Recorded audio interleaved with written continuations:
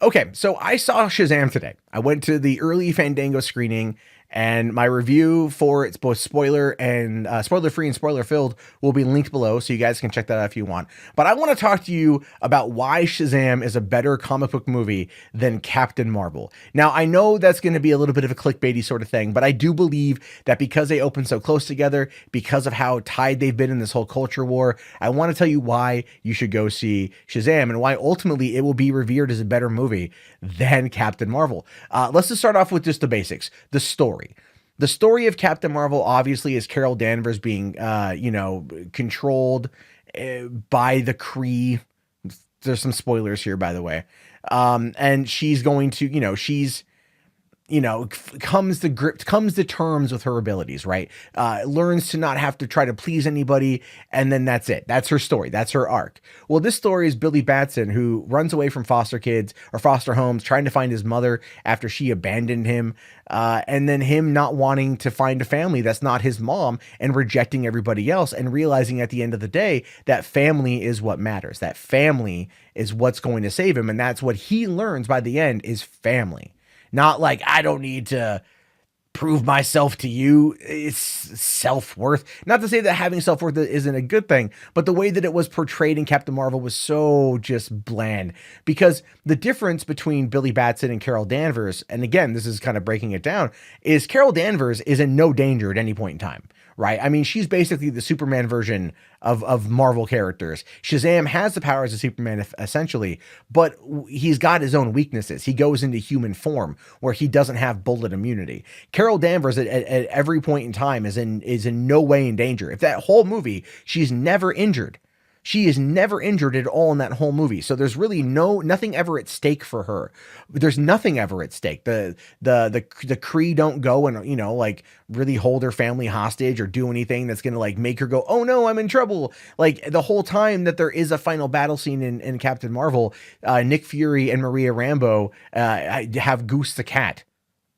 They're good, right? Whereas the family that Billy Batson is trying to not have, but ends up choosing to really embrace, are in legitimate danger from demons. You know what I mean? So it's like they're in danger. He actually has valid stakes that he is trying to save and protect. People that aren't immune to the dangers of Sivana, that aren't immune from the creatures that he possesses. They're not immune from any of that. And ultimately, like, he's trying to protect them.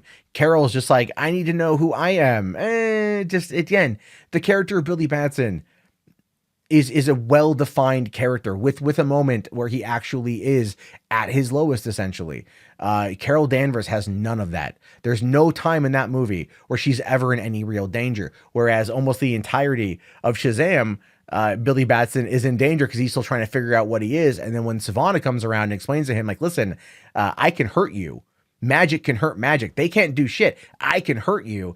And he is hell-bent on being a supervillain for the sake of being a supervillain. There's a difference there, right? Another thing too is the reason why I would argue that Shazam is better than Captain Marvel. The supporting cast, man. The supporting cast outside of Nick Fury and Ben Mendelsohn, which were both good in Captain Marvel, the kids were great in Shazam, right? And we're talking an actual like super diverse cast of kids here, right? You had Darla, the little girl who was fantastic. You had all the other foster siblings. You had Mary was great, and they all worked really well. They had a real Goonies vibe, a real like kind of 80s kids Rat Pack vibe. I likened it to more like Adventures in Babysitting at one point in time, and how they operate well together, and they all had great chemistry. Over here, again, it was like everyone else was pretty decent, but the main character wasn't very good. With Captain Marvel, you've got all these characters over here that work really, really well together, and they genuinely like each other. Over here was a totally different feeling, sort of thing.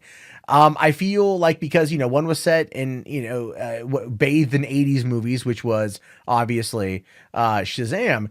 It really played up the tropes it was trying to have fun with. It was very self-aware for being a comic book movie. It played up a lot of different angles and had fun with it. This was a paint by the numbers origin story where the main character had nothing that she was ever in fear of actually losing. So you're watching Captain Marvel and you're like, I'm watching this because it's 21st film in this franchise and I feel like I have to. Whereas with Shazam, you're watching it and you go, I really enjoy the story that the characters are going through. I think it's really cool and it's a lot of fun and it's playing to a whole different audience, but there's a lot of comedy and there's actually some pretty hardcore horror scenes. Whereas here you're kind of laughing at the winks and the nods to certain things. Where over here you're laughing at the legitimate humor and the legitimate reactions that they have. Like there's a scene in the movie where they're trying to get out of the high school, and this is in Shazam. And Billy says to the other kid, like, he's like, let me be the lookout because you can't, like, your face always looks like you're up to shenanigans, and then immediately the security guard's like, what are you kids up to? You look like you're up to shenanigans. And they play it up a bit for fun. They play up the bit for laughs. Whereas you would get nothing out of that from Captain Marvel. You would get stone-faced Carol Danvers the entire time.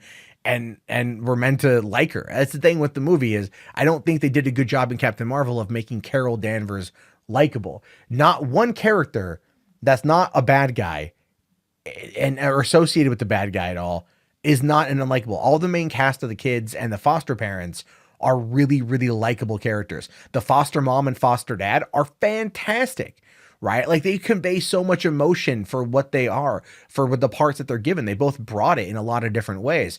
And I thought that was great. They did a fantastic job really conveying the emotion of what's happening within the microcosm of their world in Philadelphia. Whereas over here, it's just like, oh, Auntie Carol.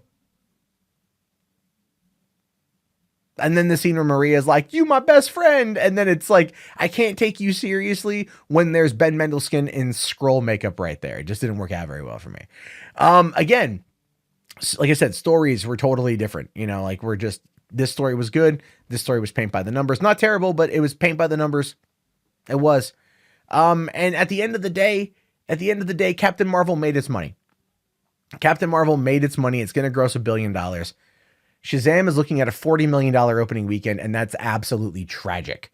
Shazam is a movie that you should take your kids to go see, your friends' kids to go see, your nieces, your nephews, whatever, your kid, whatever. Go see it with the family. There's a couple of moments where it's a little bit terrifying for younger kids, I'd say under the age of 8. Like the boardroom scene's a good place to kind of walk away or cover their eyes a little bit. And I'm telling you, at the end of the day, you can put Shazam up against Spielberg's Amblin classics. And treat it in line with those. Whereas Shazam is just another entry in the Marvel Cinematic Universe that you're going to buy on home video to complete your collection. But at the end of the day, it's just going to stay on the shelf in between Ant-Man and the Wasp and Endgame. It's going to be there. It's never going to get watched again. You'll watch Shazam a multitude of times because of just how fun and relatable and funny and engaging it is. And that's why I think that ultimately you should go see Shazam over Captain Marvel any day of the week. Leave your thoughts below.